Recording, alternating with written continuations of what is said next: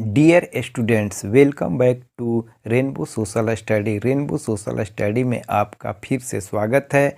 मैं अमरिंदर कुमार सिंह। आज मैं 12वीं कक्षा भूगोल, भारत, लोक और अर्थव्यवस्था, पाठ 12 भौगोलिक परिप्रेक्ष्य में चयनित कुछ मुद्दे एवं समस्याओं का प्रश्न उत्तर बताऊंगा। इससे पहले मैं पाठ 1 से लेकर 11 तक प्रश्न उत्तर बता चुका हूं, जिसका लिंक आपको डिस्क्रिप्शन में मिल जाएगा। यदि वीडियो पसंद आए तो वीडियो को लाइक करें। यदि इस चैनल पर नए हैं तो चैनल को सब्सक्राइब करें। आइए वीडियो को शुरू करते हैं। नीचे दिए गए 4 विकल्पों में से सही उत्तर चुनिए। पहला प्रश्न है, निम्नलिखित में से सर्वाधिक प्रदूषित नदी कौन सी है? इसका गो आंसर सही होगा यमुना नदी। दूसरा प्रश्न है, निम्नलिखित में से कौन सा रोग जलजन्य है? इसका ख आंसर सही होगा अतिसार। तीसरा प्रश्न है, निम्नलिखित में से कौन सा अम्ल वर्षा का एक कारण है? इसका घ आंसर होगा वायु प्रदूषण। चौथा प्रश्न है, प्रतिकर्ष और अपकर्ष का कारक उत्तरदायी है? इसका क आंसर सही होगा प्रवास के लिए। निम्नलिखित प्रश्नों का उत्तर लगभग 30 शब्दों में दे। पहला प्रश्न है, प्रदूषण और प्रदूषकों में क्या भेद है? इसका उत्तर देख लेते हैं। प्रदूषण मानवीय क्रियाकलापों से उत्पन्न अपशिष्ट उत्पादों से प्राकृतिक घटकों जैसे जल, वायु एवं भूमि के मूलभूत गुणों का ह्रास प्रदूषण कहलाता है। उन पदार्थों उत्पादों को प्रदूषक कहते हैं जो प्राकृतिक घटकों जैसे जल, वायु एवं भूमि में घुल मिलकर उनकी गुणवत्ता को प्रभावित करते हैं। दूसरा प्रश्न है, वायु प्रदूषण के प्रमुख स्रोतों का वर्णन कीजिए। इसका उत्तर देख लेते हैं।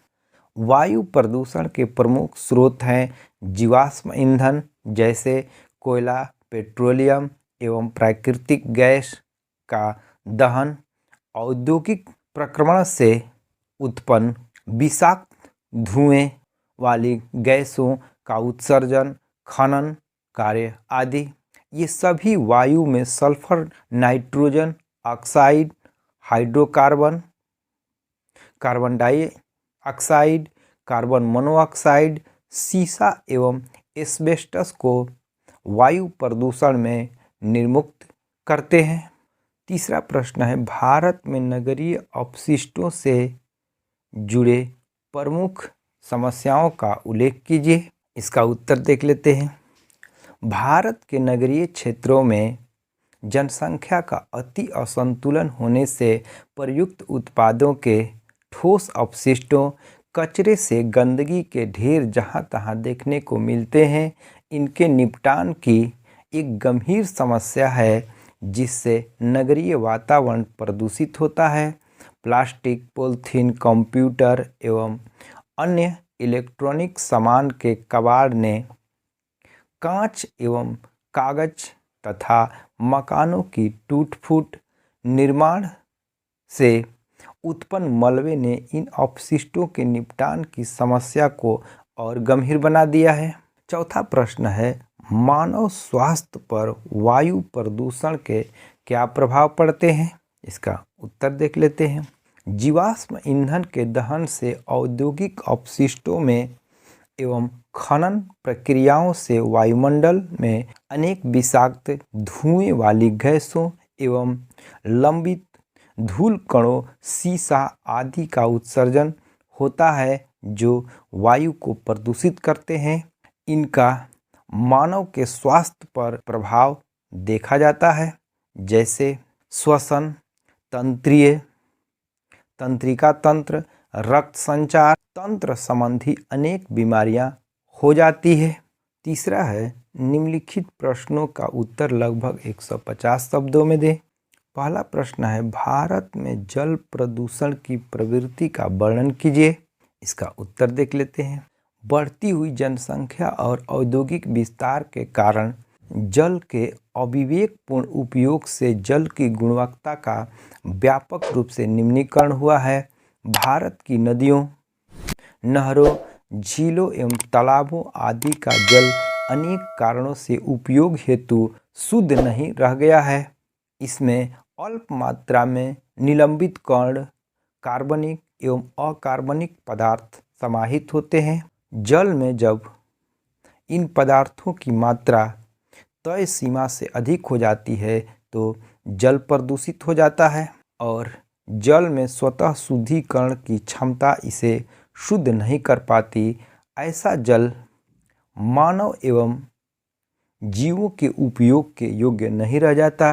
प्रदूषण के स्रोत उद्योग अनेक वांछित उत्पाद पैदा करते हैं। इनमें औद्योगिक कचरा, प्रदूषित अपशिष्ट, जल, जहरीले गैस, रासायनिक अवशेष, अनेक भारी धातुएं, धूल कण एवं धुआं शामिल होता है।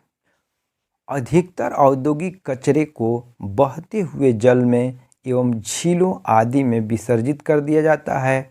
इस तरह विषाक्त रासायनिक तत्व जलाशयों, नदियों एवं अन्य जल भंडारों तक पहुंच जाते हैं, जो इन जल स्रोतों में पनपने वाली जैव प्रणाली को नष्ट कर देते हैं।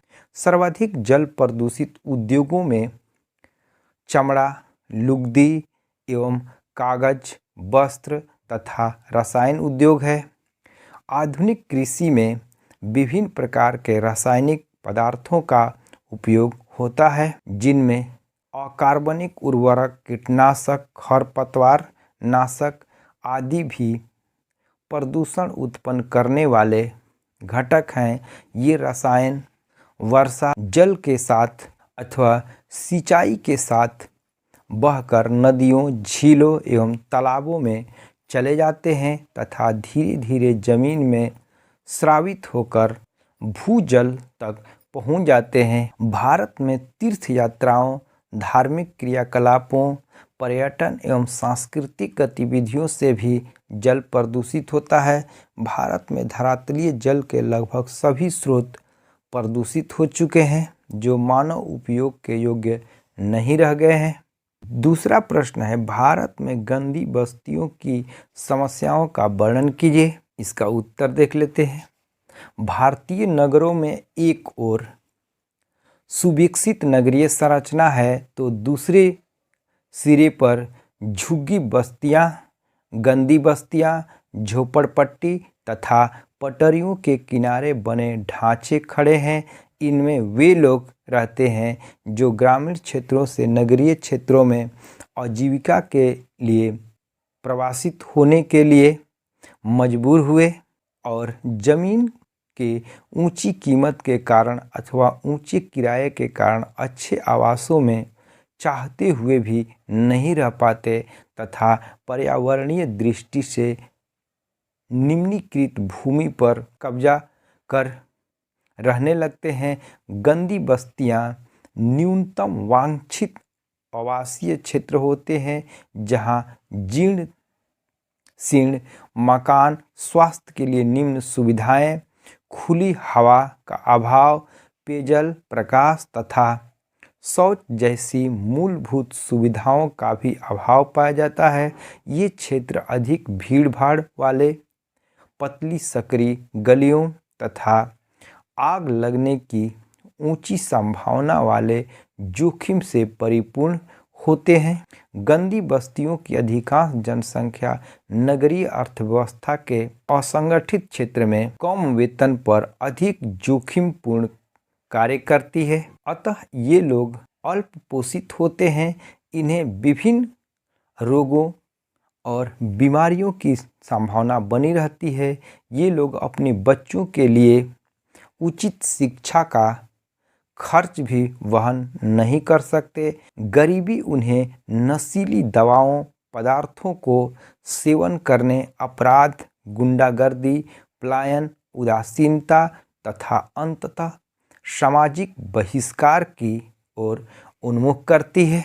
तीसरा प्रश्न है, भूमि निम्नीकरण को कम करने के उपाय सुझाएं। उत्तर देख लेते हैं। भूमि निम्नीकरण का अभिप्राय अस्थायी अथवा अस्थायी तौर पर भूमि की उत्पादकता में कमी है।